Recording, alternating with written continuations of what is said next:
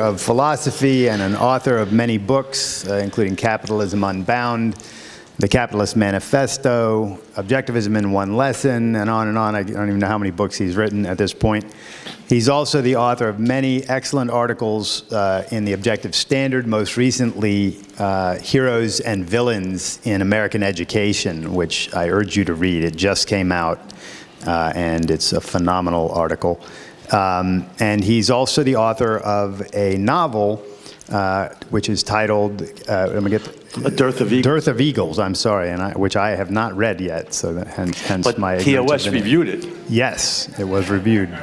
And I've heard wonderful things about it. And he's here today to talk to us about independence versus collectivism in Ayn Rand's novels. A warm applause for Andrew Bernstein. Thank you, Craig. I want to thank Craig and Sarah and John Hersey, everybody at TOS for putting on this great conference. And since I'm lecturing on Ayn Rand's novels, I certainly want to thank Ayn Rand for for writing the greatest novels in world literature. Now the question. Notice the title: Independence versus Collectivism in Ayn Rand's novels. A question I want to start out with and answer by the end of this talk is, why is every villain in an Ayn Rand novel a collectivist? Everyone without exception. I mean, after all, Ayn Rand was a devout atheist. The religionists are evil. Whatever religion we're talking about, they burn heretics at the stake and kill infidels. There's not a single religious villain anywhere in Ayn Rand's novels. Every single one is a communist-type, fascist, collectivist. Why is that so? By the end of this talk, we'll have identified the reason for that. Now, first of all, notice the importance of freedom. We're talking about flourishing at this conference. Notice the importance of freedom. In order to flourish, we must be able to gain our values. In order to pursue and gain our values, we need freedom. Now, I want to define terms. Ayn Rand, of course, defined values as that which one acts to gain and or keep. Values are always the object of an action. To put it simply, our values are those things, persons, activities that we love and that bring meaning into our lives, whether it's an education or a productive career or a particular man or woman or your children or whoever it is. So values to Ayn Rand, one, must be objectively life-promoting. It's not the case that drugs are a value to a drug addict or loot is to a bank robber. Values have to be objectively life-promoting. They have to be in accordance with human nature. Two, values must be fulfilled, achieved, reached, never sacrificed. And three, values must be independently chosen and held. Notice, what did Peter Keating go after in the Fountainhead? Architecture, and then he marries Dominique. Those are the exact values of Howard Roark. The difference is, of course, Roark independently chooses Dominique, independently chooses architecture, whereas Keating gets pushed into this because he wants acclaim from society. So values are those things that fill our life with meaning, and to satisfy that, there's three criteria. They must be objectively life-promoting, they must be fulfilled, never sacrificed, that's the egoist part, and they must be independently chosen and held. Freedom is necessary to pursue our values. Now notice, the focus of Ayn Rand's fiction is the importance of values in human life. It's a leitmotif that runs through all of her fiction. The importance of values in human life. An individual's personal values, whether education, career, friendship, romantic love, children and family, any and all of the above or something else, provide meaning to a human being's life. But a significant degree of political freedom is required to seek one's values, or alternatively stated, to pursue one's happiness. If individual rights are respected and upheld in a society, one is at liberty to pursue one's cherished dreams. Conversely, if one's life belongs to the state, then one's values are dictated by the state, and dissent brings punishment, swift, certain, and often terminal. Ayn Rand, therefore, shows profound concern for the political economic principles of the societies in which her characters reside. If, by contrast, she were in the modernist or postmodernist school of literature, telling stories in which characters were riddled with ennui, slouching purposelessly about, valueless, aimless, seeking no goal, and pursuing no attainment, then politics would be irrelevant. One could idle as fulsomely under freedom and individual rights as in a dictatorship. A spineless individual's dysfunctional family could spiritually crush him with equal facility, regardless whether or not his rights were recognized and upheld by the legal system. But an individual of significant moral strength, an Ayn Rand hero, to take action leading to achievement of goals worthy and arduous requires the freedom to take such steps. For a Howard Roark or a Dagny Taggart, it is vital that his or her rights are recognized, respected, and protected by the legal system. Political realities to such an individual, fictitious or in real life, are in fact a difference maker. Now, observe that Ayn Rand's heroes confront varying degrees of statism, collectivism in pursuing their values. So let's get some definitions here.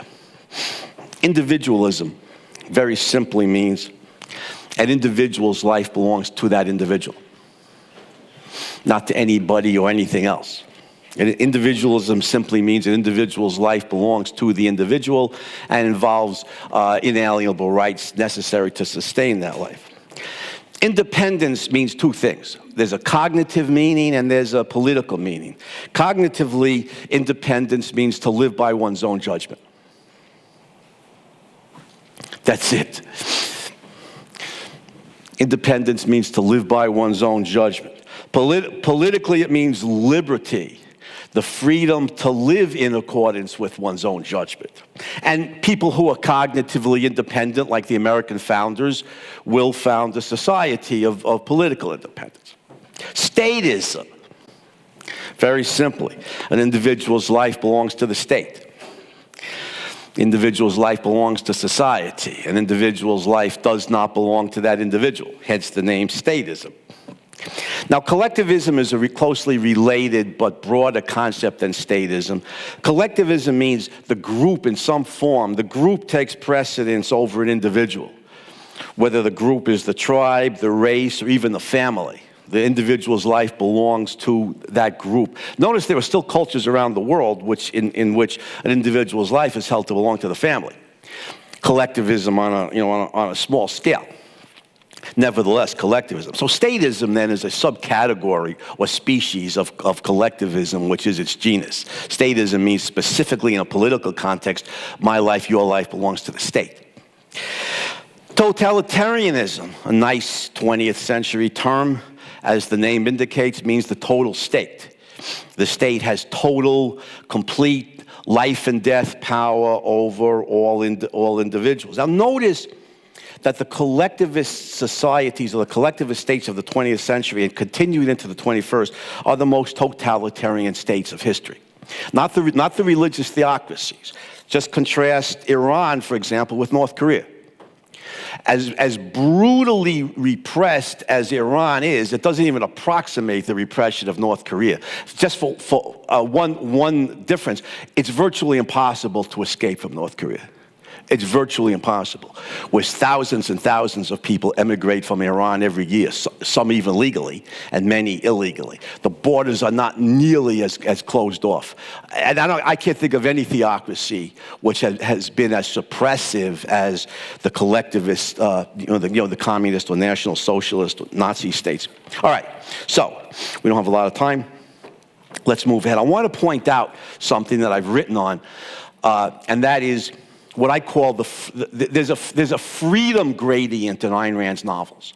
Notice the freedom gradient in Ayn Rand's novels. That is, in some of these stories, the political systems are more repressive than others.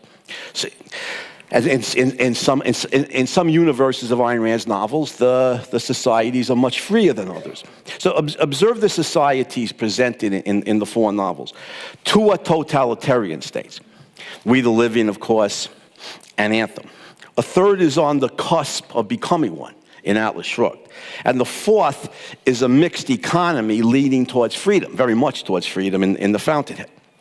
Therefore, the struggles of the differing protagonists to achieve values are necessarily different, as are the respective outcomes of those struggles. Scan the freedom gradient from worst to best. Anthem is the worst. In Anthem, the entirety of planet Earth is an inveterate totalitarian state.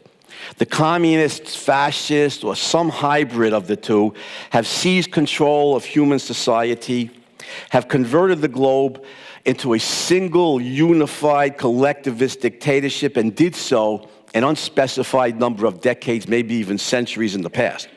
Society has been thoroughly collectivized. The state controls not merely the bodies of its citizens, compelling them to toil for the people, but worse, more insidiously, controls their minds. All first-person singular pronouns have been expunged from the language. Human beings cannot even think of themselves as individuals, not even when there are no other people in their purview. They necessarily think of themselves as we. There's no first-person singular pronouns. So the word I, of course, is an unmentionable word in this society. Discovering it and speaking it is the sole crime punishable by death. You remember the saint of the pyre that equality saw as a kid being burned at the stake for discovering and uttering the unmentionable word, which of course turns out to be I. The collectivists have utterly stifled the independent mind, making progress impossible, regress certain, and a second dark age mirroring that of the past, a grim reality. Now, move up the freedom gradient slightly to the universe of We the Living. We the Living, of course, is set during the early years of the Soviet Union, a society recently collectivized by the communists who now consolidate their power. But for centuries prior to that was a land ruled by a brutal absolute monarchy, a nation that throughout its history has had scant experience with any degree of individual rights or freedom. The communists, fighting remorseless class warfare, persecute members of the former bourgeoisie, above all, those who had been aristocrats, and like Leo Kovalensky. An individual has no right to his or her own life, and persons are condemned to hard labor in a Siberian gulag, a death sentence, for disagreement with the state. The borders are closed to emigration, so those who yearn for freedom cannot gain it elsewhere. Collectivism here, in contrast to the social, a collectivist here, in contrast to the rulers in Anthem, have not had sufficient time to consolidate power, to suppress free-thinking minds, or to expunge first-person singular pronouns from the language. A dark age, although looming, is not yet present. Now, continuing up the freedom gradient, Atlas Shrugged, written in the 1950s, is set in America of an unspecified future. The rest of the world has been swallowed by communism. The countries are all people states.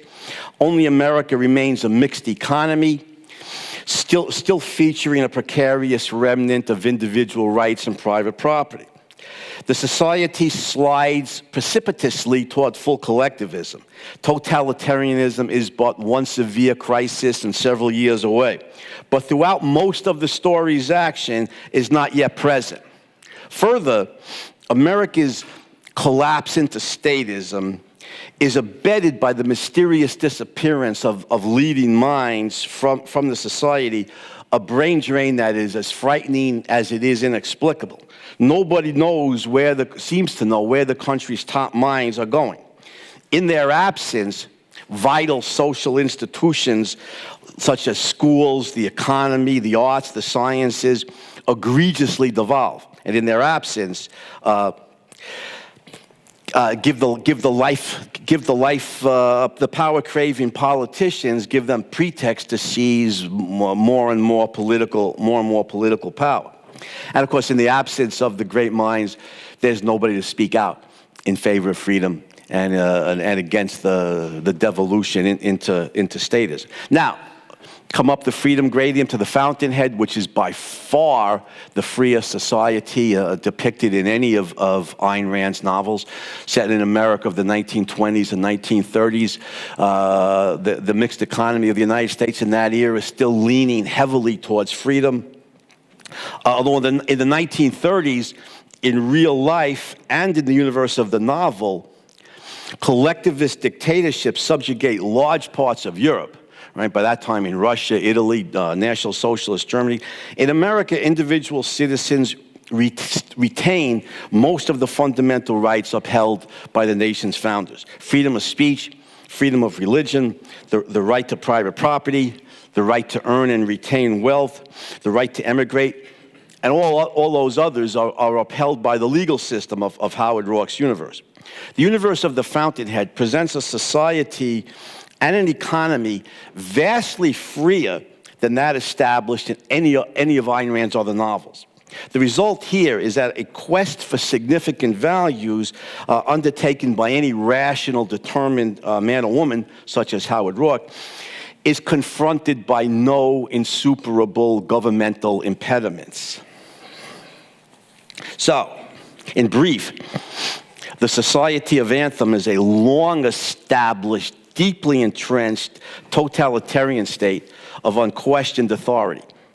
The Society of We the Living is a dictatorship recently imposed and still consolidating power. The Society of Atlas Shrugged, is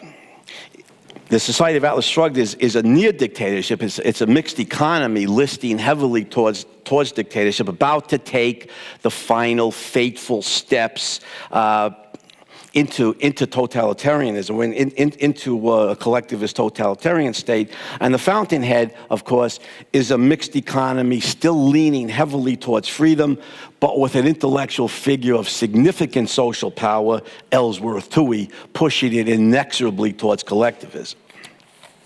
So, there's the freedom gradient in Ayn Rand's novels. Notice again the collectivism of these dictatorial states. There's not a single one that's a theocracy. There's not a single one where religion is prominent. Each is or is becoming a communist, fascist-style, secular dictatorship in which the individual's life belongs not to God, but to the state.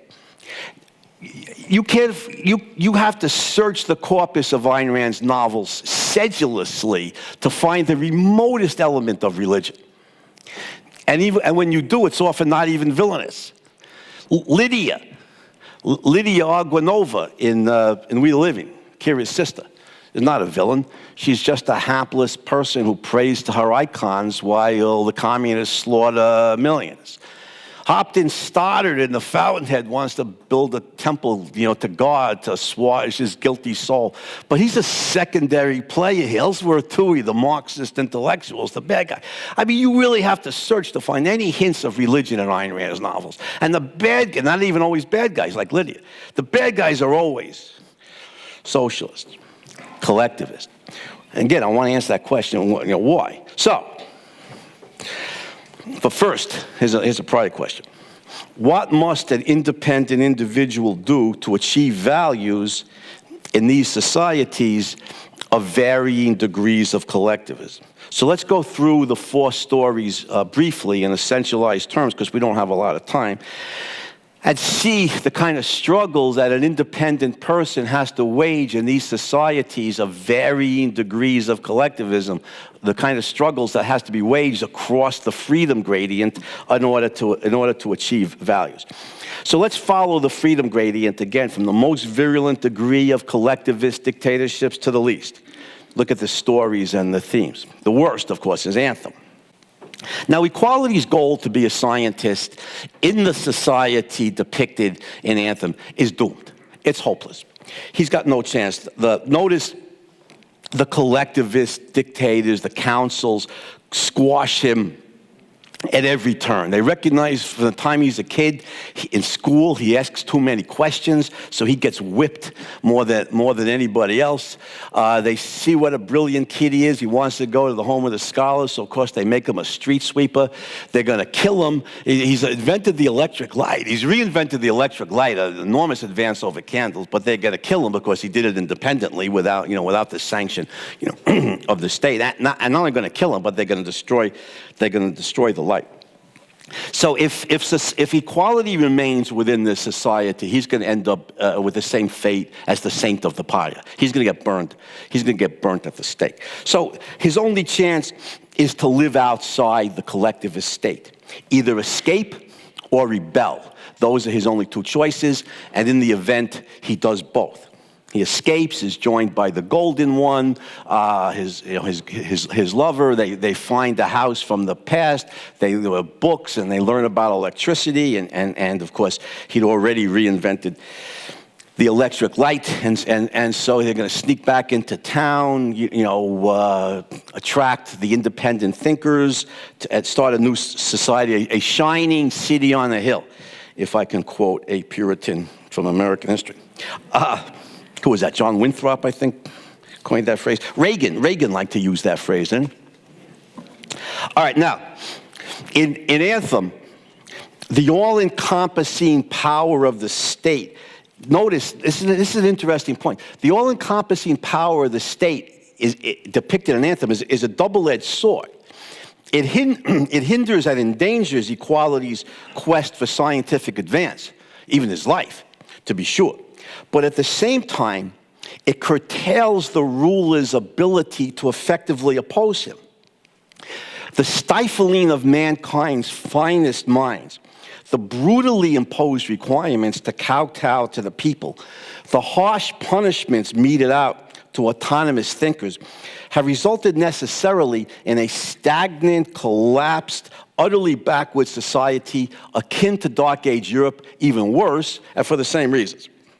Accustomed to nothing but decades, maybe centuries of blind obedience, intellectually unequipped to confront a brilliant thinker and his advances, facing electric light with candles, and in effect, facing machine guns with bow and arrow, the dictatorial rulers have little chance to triumph in their struggle with equality and his supporters. A fully collectivized world with no free society from which to beg, borrow, or steal ideas necessarily devolves into primitivism, especially when it's been in existence for decades, maybe even centuries. Brute force, as Ragnar Donnerskold establishes in Atlas Shrugged, and Ragnar, of course, in Atlas Shrugged teaches the collectivist, brute force will necessarily succumb before the vastly greater power of mind plus force. Now, what's the essence of the story here? The conflict theme, the story theme, what Ayn Rand calls the plot theme in short. In Anthem is the struggle of an independent young against the stifling power of a collectivist dictatorship. That's the essence of the story. The struggle of an independent young scientist against the stifling power of a collectivist dictatorship. The theme, of course, is the rediscovery of the word I, the rediscovery of the self, the rediscovery of the ego, which can be paraphrased or reformulated as the rediscovery of the independent mind. Now, since we don't have a lot of time, let's continue struggling up the freedom gradient. We the living. Now, Kira Argounova, and especially Leo Kovalensky, have no chance in the Soviet state. Kira first of all, is a bourgeois woman. She's the daughter of a factory owner. She's the common law wife of an aristocrat, and she is an outspoken critic of communism. But Leo Kovalensky is the special target of the communist state. And you want to piss me off? You tell me, as some objectivists do, that Andrei Taganov is a better man than Leo Kovalensky, and you will piss me off. There's a very simple reason why Leo Kovalensky is a vastly superior man to Andrei Taganov, and that's because Andrei's a goddamn communist. That's why. KGB officer. He's an honest guy. He's honestly mistaken, if one could imagine an honest communist. But, nevertheless, he's a communist. Leo Kovalensky is the special target. The full weight of the communist state comes down on his head alone. First of all, he's an aristocrat. Second of all, his father, Admiral Kovalensky, who was a great man, was executed by the communists for counter-revolutionary activities. Third of all, Leo has this gay, reckless sense of life, gaiety meaning, lighthearted cheerfulness. And he just mocks the communists. I mean, if you know old film stars from before my time, Errol Flynn would be the guy to play Leo Kovalensky. Just this, this swashbuckling, kind of cocky guy who mocks the communists to their face. He's got no chance in this society. He's a philosopher. The field is closed to all but Marxists. His life expectancy is measured in years. So he is a special target of the Soviet state, and he's a far better man than Andrei Taganov. Andrei, was brutally oppressed like the lower classes were. It's understandable that he might become part of the, communist revolution. But I mean, still, Andrei is seeking to impose a communist dictatorship, and as a KGB officer, suppressing the rights, even the lives of anybody who disagrees. You've been warned. Now, Kira, with all value stripped from her, of course, seeks to escape, and we know that she's she's killed by the communists, murdered, trying to cross the Finnish border. Now, notice in I had a few things I wanted to say about Finland, but Anu Shepalas, I'm afraid of her, so I won't. But no, seriously. Notice that in the universe of We the Living, a relatively young totalitarian state, as one nation in a wider world where freedom still exists, is unable to impose a virulent collectivism that crushes all autonomous functioning. Defiant spirits in this society still exist. But this absence of full collectivization for the heroes is as much a double-edged sword as is its presence in the universe of Anthem. Because Soviet society has not collapsed yet into unrelieved primitivism. With the mind not yet fully repressed, and with contact preserved with a freer West, there still exists some elements of art, of science, and of technology. Because of these, Kira and Leo have limited access to telephone, radios, automobiles, electric light, 20th century medicine, conveniences and life-saving methods denied to equality. But the state likewise has access to these technologies and to guns, cannons, and trucks as well. Related, the rulers of the nascent dictatorship in We the Living have lots of extensive experience dealing with independent thinkers left over from the slightly freer past. They have not been lulled into lethargy by multiple decades or even centuries of mindless obedience to their every dictate. They are vigilantly suppressive of such counter-revolutionaries as Leo Kovalensky. Escape, here's an important principle, I think. Escape and/or revolution in an infant dictatorship are undertakings significantly more arduous and vastly more dangerous than under a collectivist regime in its dotage. That's important. Let me repeat that. Escape and/or revolution in an infant dictatorship are undertaking significantly more arduous and vastly more dangerous than under a collectivist dictatorship in its dotage. Now, the plot theme in We the Living is a bourgeois woman in a communist dictatorship uses the love of a communist to save the life of the aristocrat she loves. A brilliant love triangle created by Ayn Rand. Brilliant variation on the love triangle theme. The plot theme, again, and I don't get these plot themes from Mount Sinai. These are hard to formulate, and I could be mistaken on this, but something like this. A bourgeois woman in a communist dictatorship uses the love of a communist to save the life of the aristocrat she loves. The theme clearly is individualism versus collectivism in a distinctively political sense. It doesn't get into the depths that the Fountainhead does on this thing. Now, which side does Ayn Rand take? That's clear. Clearly, a principle of We the Living is the evil of collectivism. And notice that Ayn Rand shows that in a collectivist dictatorship, for independent thinkers trapped in a collectivist dictatorship, there's only 4 possibilities. 1, you're physically killed by the state. Irina, Kira's cousin, and Sasha are examples. 2, you're spiritually killed by the state. Leo Kovalensky, the state's a special target. 3, you commit suicide. It's Andrei Targanov. Or 4, you seek to escape. Kira Argounova. There's no other possibilities. So, notice that all of the independent thinkers, all of the heroes in this story are not only killed in one form or another, they're necessarily killed. In order to dramatize Ayn Rand's theme, of the evil of collectivism, it has to show that the best people in society, its independent thinkers, are crushed by the system. Everyone must be killed to dramatize the theme, so that necessarily, by the end of the story, We the Living has become We the Dead. It has to be. A heartbreaking scene at the end of We the Living when Kira is killed has to be. Collectivism kills. And its special targets are the independent thinkers. All right, moving up the freedom gradient. The Atlas Shrugged.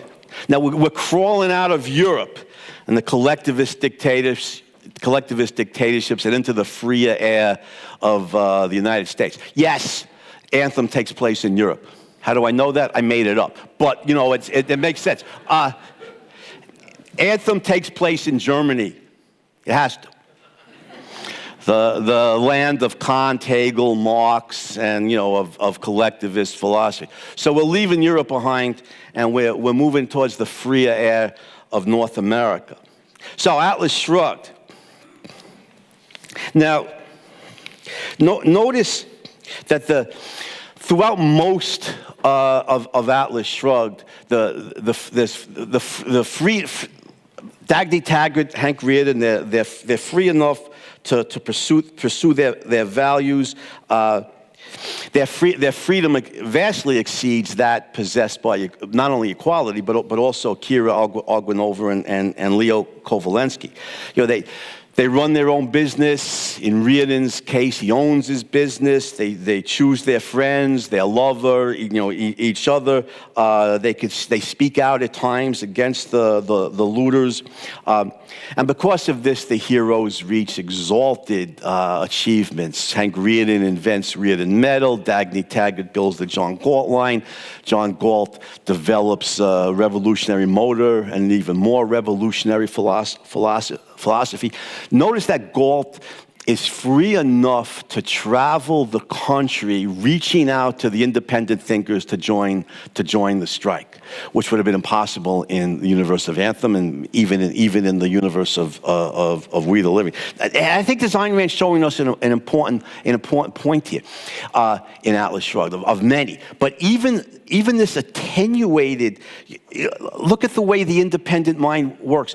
Even this attenuated element of individual rights is enough for the great thinkers to accomplish the great things that they do. the metal, the John Galt line, the motor, the strike, even an attenuated degree of freedom. Just imagine what a full laissez-faire system could. Well, we have a good idea of them. Late 19th, turn of the 20th century America, especially in the northern states. But in the Capitalist Manifesto, I named the inventive period. We have a very good idea of that. Now, one consequence of the strike, of course, is it abets and hastens the collapse of the collectivist regime. But maybe even much more interesting, and maybe even more consequential, is the providing of safe haven for mankind's best. In Galt's Gulch, those who choose fully to cultivate and deploy their intelligence. Throughout history and across the globe, independent thinkers have been at the mercy of brutes. They have been tortured, beheaded, burned, forced to drink hemlock, and savagely persecuted in a variety of forms. Galt's strike definitively ends this. Galt's Gulch is a refuge for the intellect, haven of the mind, safe port from the centuries-old storm of oppression unleashed on mankind's noblest benefactors. Here the mind is free. Here the mind flourishes. Here the mind nurtures advances in every cognitive field. Here civilization exists. Now, observe an important similarity with Anthem and We the Living. In all three novels, the heroes seek escape from a repressive collectivist state. In the Society of Atlas Shrugged, its tenuous, soon-to-be-extinguished element of intellectual, political, economic freedom is sufficient for the thinkers to escape and to accomplish in practice that which equality aspires to. They create a free society, an impregnable fortress of the mind from which individual liberty will radiate out into the wider world. Now, we know the plot theme of Atlas Shrugged. Ayn Rand has identified it brilliantly in the Romantic Manifesto, the strike of the men of the mind. We know the theme of Atlas Shrugged, the role of the mind in human life. So let's keep on up the freedom gradient to by far the freest society depicted in Ayn Rand's novels in the Fountainhead. Now, notice that the Fountainhead is fascinating. Well, it's my all-time favorite book, and Howard Roark's my all-time favorite hero. But notice Roark living in a basically free society. So the government can't. It's only at the very end of the Fountainhead that Roark is opposed by the implacable power of the state. Ellsworth Toohey, of course, masterminding the Cortlandt Homes project, as a government project. Roark they deface his design. He can't sue the government, so he's forced to blow it up. Prior to that, Roark is living in a basically free country, and he's not opposed by any governmental laws, restrictions, or impediments. He's opposed by private individuals and private institutions who have a very different cognitive way of functioning than Roark's independent thinking. Roark confronts, it's, the theme of the Fountainhead, as Ayn Rand described it brilliantly, is individualism versus collectivism, not in politics, but in men's souls. Now that is deep. Individualism versus collectivism in men's souls. Ooh. And of course, what that means is the independent thinkers versus every type of dependency that you could even imagine. Or maybe you can't imagine, but Ayn Rand could. Because, there's one type of independence. You live by your own judgment. There's every freaking type. Dependency is like Heinz, 57 varieties. And Ayn Rand lovingly chronicles every variety and subcategory in the Fountainhead. There's the traditionalists like Guy Franken and the Ralston Holcomb who worship the methods and styles of the past. There's the conformists like Peter Keating and John Eric Knight who just give to society whatever its members, whatever its members call for. There's the nonconformists like Lois Cook who rebel against society. There's the power seekers like Ellsworth who seek to rule society.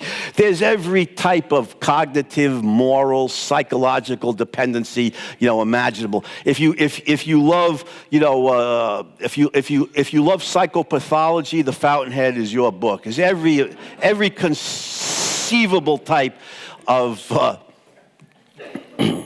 second-hander or cognitive psychological dependent. Now, the plot theme of The Fountainhead is the struggle of an independent architect against every form of dependency to win acceptance for his revolutionary ideas.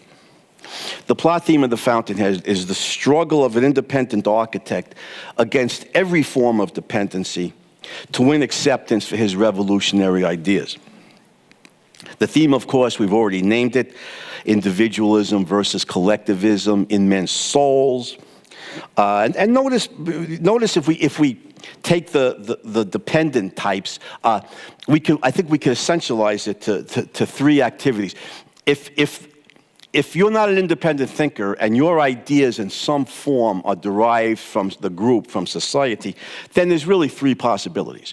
You obey the group, Peter Keating. You rebel against the group, Lois Cook. You rule the group, Ellsworth Toohey. Those are the three possibilities that Ayn Rand shows us. Now,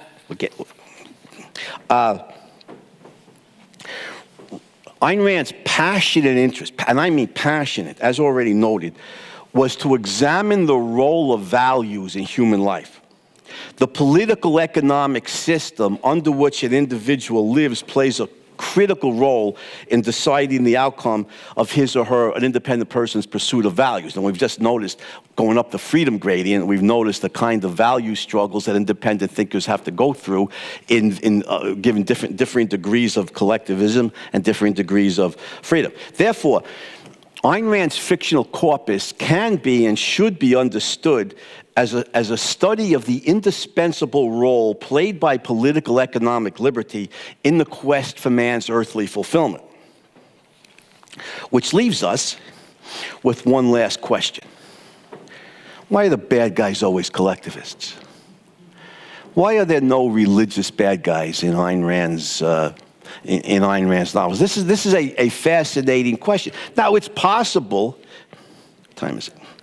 It's possible if Ayn Rand grew up under the Ayatollah Khomeini's regime in Iran, it's possible that she would have written, novels in which the bad guys were religious, or in Dark Age Europe, or whatever. Certainly, I think there's two reasons for why the collectivists. The simple reason, and what I consider the secondary reason, is Ayn Rand grew up in 20th century Europe, and in 20th century America, and lived in 20th century America, and here religion had been the political power of religion had been defanged by the rational principles of the Enlightenment. The principles of religious freedom were first articulated in the U.S. Bill of Rights. We're in Virginia, so we give our propers to James Madison. Right? Congress shall make no laws respecting an establishment of religion, comma, or restricting the free exercise thereof. Everybody recognize that? First clause to the First Amendment, right?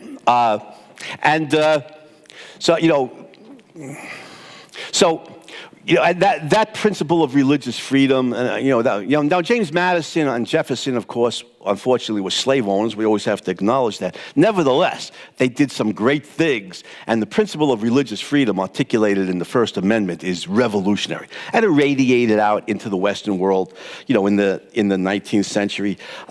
So religion in the modern Western world, in Ayn Rand's century, in the 20th century, had little power. So there's one reason, and of course it's the century of collectivism. She grew up under the communists.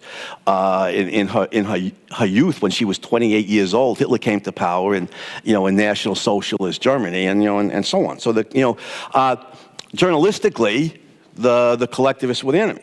Nevertheless, There's a deeper reason why the more philosophical reason why the collectivists are always the bad guys here, and that is because, in an absolute sense, not just in the context of Ayn Rand's lifetime, but in an absolute sense, the collectivists are more evil than the religionists by whole orders of magnitude. It's not even close. For example, the medieval Renaissance in the 12th and 13th centuries. Thomas Aquinas, Albertus Magnus, great minds like that. Yeah, they took their lives in their hands because the Catholic Church could have burned them at the stake. But you know what? The Catholic Church didn't burn them at the stake. They survived. And they succeeded in bringing Aristotle back into the Western world. And they became heroes, even to the church. Thomas Aquinas is the patron, need I remind you? It's St. Thomas Aquinas, and he's the patron philosopher of the Catholic Church. The Italian Renaissance, not the medieval Renaissance, but the Italian Renaissance, 1350 to 1550 roughly, occurred in a very, very religious period. And some of its leading lights, Michelangelo, of course, were devout Christians, and so on. I wrote an essay for TOS on the great Islamic thinkers of Islam's golden age, which was real.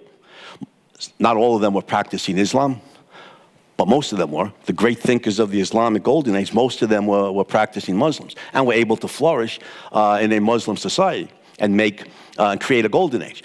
Now, how many renaissances or golden ages have ever occurred under the communists or national socialists?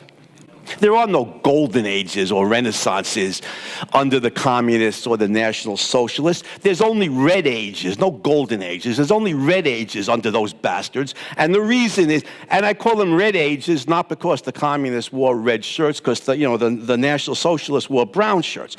I call them red ages because that's the color of human blood. And if you read Rudolf Rummel's grisly but great book, Death by Government, Professor Rummel coined the term democide, murder of the people by their own government, murder of innocent, legally disarmed civilians by their own government.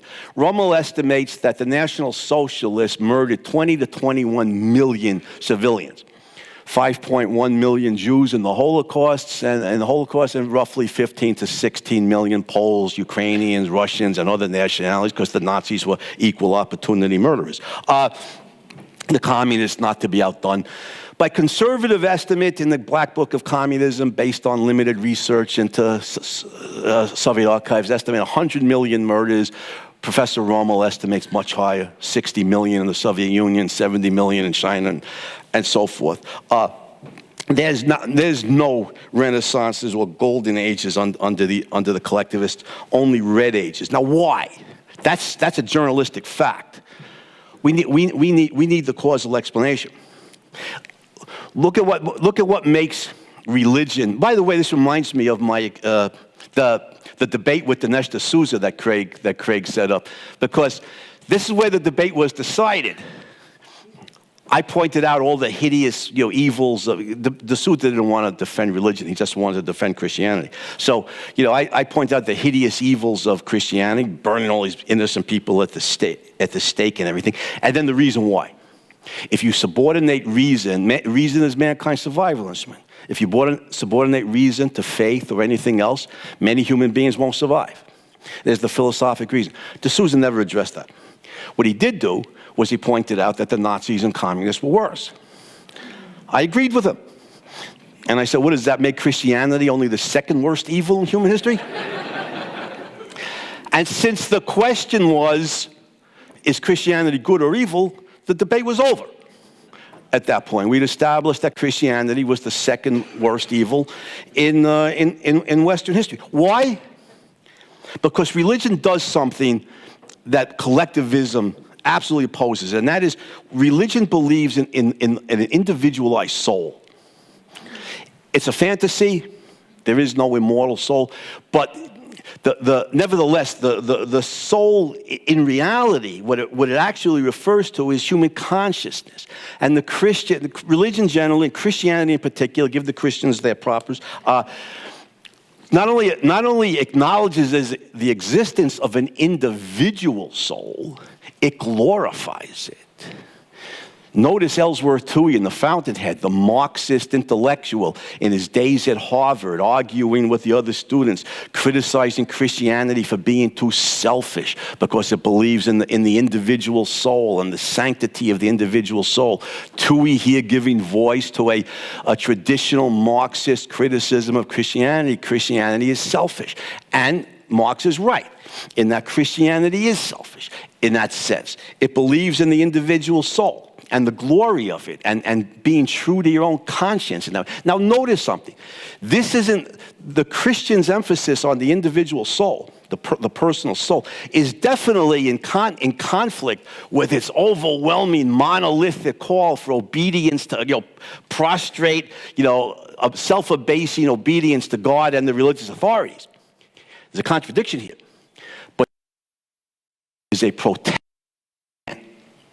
because it limits the amount of evil that the Christians can perpetrate. Because to some degree, they acknowledge and respect the sanctity of the independent soul and being true to your own self. And some Christian heroes, Thomas Aquinas, Albertus Magnus, triumphed. Thomas More, of course, was executed by the state, not by the church. But, Christianity glorifies these individuals for being true to their own personal soul. There's an individualistic element in Christianity, which is why in the United States there are any number of Christians, Protestants in particular, who support capitalism and individual rights. FEE has a table out here. Larry Reed, the president of FEE, is a very good friend of mine. He's a devoutly religious individual and an equally devout supporter of individual rights, and freedom. There are a number of American Christians like that. You know any Marxist or Nazi defenders of individual rights and political economic liberty? I didn't think so. What Christianity glorifies here, to at least a degree, the personal soul, the individual soul, the collectivist war against it is complete anathema to the Nazis and communists. Your life belongs to the state, period. So to the Christians, the suppression is maybe 99.9% of their effort. But there's that 1/10 of 1%.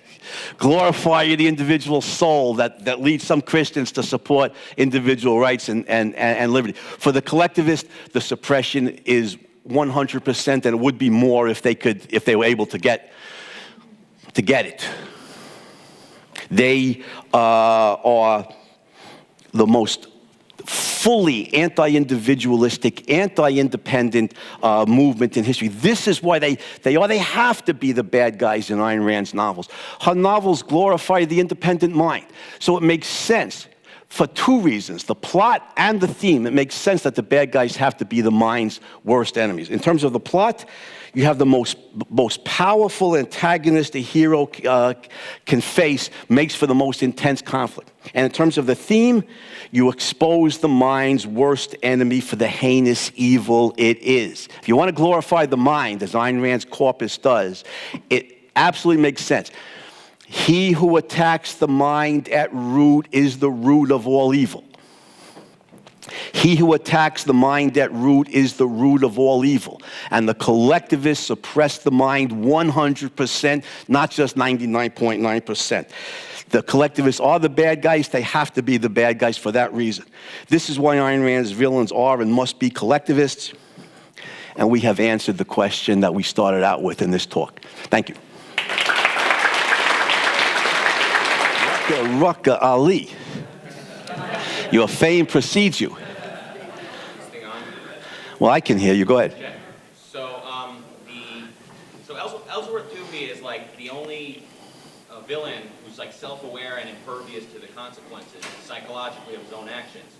All the other villains in the other novels, they're neurotic. They seem to float into positions of power through osmosis, and they don't know what to do with the power. Often it seems. But Toohey he's aware of what he's doing, and it doesn't seem to affect him. And why do you suppose Rand would write a character like that seems to contradict the psychology that she believes in? That's a good question.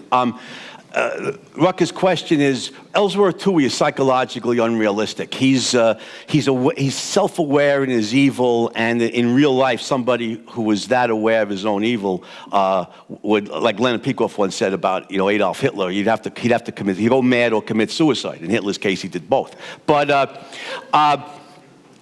the point here is, I want to write an essay on this one day, maybe for the TOS. Ayn Rand's study in evil, the comparison and contrast between Ellsworth Toohey in the Fountainhead and Jim Taggart in Atlas Shrugged.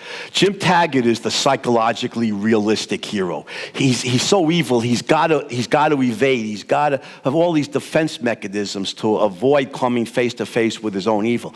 Ellsworth Toohey is not psychologically realistic, and I don't think Ayn Rand intended him to be. He is the essence of altruism, collectivism, stripped away of all the psychological defense mechanisms that a real-life altruist collectivist would have to go through. He's the distilled essence of the altruist collectivist philosophy. Ayn Rand's showing morality here. She's showing the morality of evil in Ellsworth Toohey, the psychology of evil in Jim Taggart, and the combination is a fascinating study in the nature of evil. Rich Ruggiero. Thank you so much, Andy, for a brilliant talk. You're welcome. You got a question? Oh, I thought you had a comment. Yeah, the question is this. Yeah, you make Ayn Rand's opinion clear on which is the greatest threat we face, the right or the left. What's going on with objectivists that they could go so batshit crazy thinking that we're going to have a theocracy 10, 20, 30 years in the future when we got the spectacle of Venezuela. We see the left with power kills hundreds of millions of people, and in order to counter this Christian theocracy, which no evidence exists for, but they believe it's going to happen sometime in the future, that they go and vote for Hillary Clinton. It just does not make sense. All right, did everybody hear the question? Why are there objectivists who fear religion and theocracy more than they fear the collectivists? I mean, that's a fascinating question. I mean, there's nobody alive in the world today that I respect as much as I respect Leonard Peikoff. I mean, he is the world's greatest philosopher by far, by many orders of magnitude. But, there are times I disagree with Dr. Peikoff.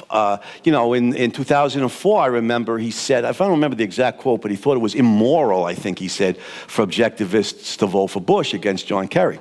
Well, I voted for Bush, and I would vote for Bush if he was running as bad as he was. I'd vote for Bush today if he was running against anybody I could think of in the Democratic Party.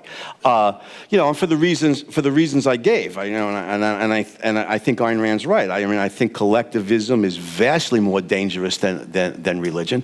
I gave a whole talk on this, on the nature of evil, and that would make a good essay to publish in TOS. Explaining this at much deeper level. Here I only got into the individual soul, the personalized soul. But I think there's much deeper philosophic reasons for why collectivism is more evil than religion. I think the Nazis and communists are more dangerous even than the jihadists, never mind American Christians. I'm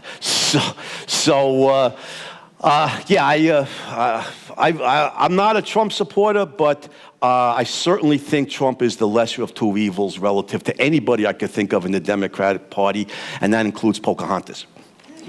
Thank you for that, Andy. You're welcome. So there's something that to me feels even more scary, and what happens if you marry both that religion and collectivism? A little bit of background of where this comes from. My family's from Nicaragua, currently has a collectivist government, and one of their political slogans was Nicaragua, socialist and Christian. So what country? Nicaragua. Nicaragua. So how, we can already see how bad it's going, but how bad could it possibly even get as far as either one? The question is, what about, this will be our last question, right, because we're running out of time. The question is, what about, a marriage of religion and collectivism? And the question cites Nicaragua. Now, correct me if I'm wrong. As bad as things are in Nicaragua, it's not North Korea, right? It's not the Soviet Union. I think America certainly seems to be moving towards dictatorship, without a doubt. I think if the present trend continues, we're certainly moving towards dictatorship. I see it more as a secular, collectivist dictatorship, driven by Marx's principles. But it's very possible in America it might be a hybrid with some religious elements. But I do think even if that's true, I think the overwhelming fundamental danger is collectivism, not religion. I think religion in the West is dying and will continue to die. It has been slowly dying since the Renaissance. The problem is it's being replaced by something worse. It's being replaced by German philosophy, by Kant, Hegel, and Marx. So I do think the fundamental danger here is Marxism, collectivism. And by the way, what did Confucius say a long time ago? See to it that things are called by their right names. This so-called alt-right, Richard Spencer and these guys, if right means capitalism and individual rights and left means socialism, these guys are leftist. This is the National Socialist left reborn in America. This is the racist socialist left. And the Marxists, just a second, the Marxists, don't forget, who traditionally fought class war. They're still fighting class war, but now they've added race war to it. They deal with white privilege, and the enemies of innocent blacks or the racist police officers and so on. So the Marxists are fighting class war plus race war. The Marxist left is fighting class war plus race war. The new, the so-called alt-right, which is really the National Socialist left, is fighting race war. That terrifies me a lot more than religion. They're both secular phenomena. Class war, race war has nothing to do with God. It has to do with human groups, has to do with collectives.